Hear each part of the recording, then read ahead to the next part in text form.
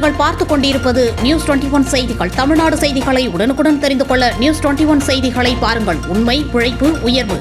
திண்டுக்கல் மாநகராட்சி காமராஜர் பேருந்து நிலையத்தில் இன்று 22/3/2025 புதிய பேருந்துகள் மற்றும் புதிய வழித்தடங்களை ஊரக வளர்ச்சித்துறை அமைச்சர் ஐ. பெரியசாமி கலந்து கொண்டு கொடியசைத்து தொடங்கி வைத்தார்.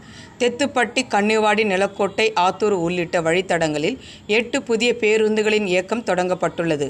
அதனைத் தொடர்ந்து அமைச்சர் ஐ. பெரியசாமி செய்தியாளர்களிடம் அளித்த பேட்டியில், மாநில உரிமைகளை மீட்டெடுக்கும் வகையில் தமிழக முதல்வர் மு. க. ஸ்டாலின் தலைமையில் சென்னையில் மாநிலங்களின் முதல்வர்களின் கூட்டம் நடைபெறுகிறது.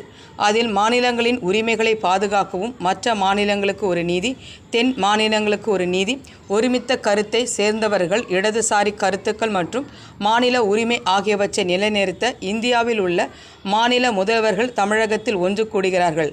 அதில் தமிழ்நாடு முதல்வர் நல்ல முடிவு எடுப்பார். மும்மொழிக் கொள்கை தமிழ்நாட்டில் எடுபடாது.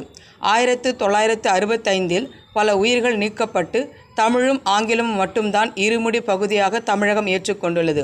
அண்ணாதுரை காலத்தில் ஜவஹர்லால் நேரு எந்த ஒரு மாநிலமும் விரும்பாத பட்சத்தில் இந்தி திணிக்கப்படாது என உறுதி அளித்துள்ளனர். இந்தியா கூட்டணியை உருவாக்கியது தமிழக முதல்வர் ஸ்டாலின் தான். 400 இடங்களில் வெற்றி பெறுவோம் என்று தேர்தல் காலத்தில் அறிவித்த பாஜகவுக்கு 240 தொகுதி மட்டுமே பெற்று தற்போது மைனாரிட்டி அரசாக உள்ளதென தெரிவித்தார்.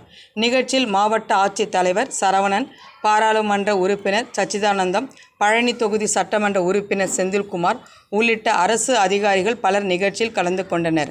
நியூஸ் 21 செய்திகளுக்காக திண்டுக்கல் மாவட்ட ஒளிப்பதிவாளர் பி. அப்பாஸ்.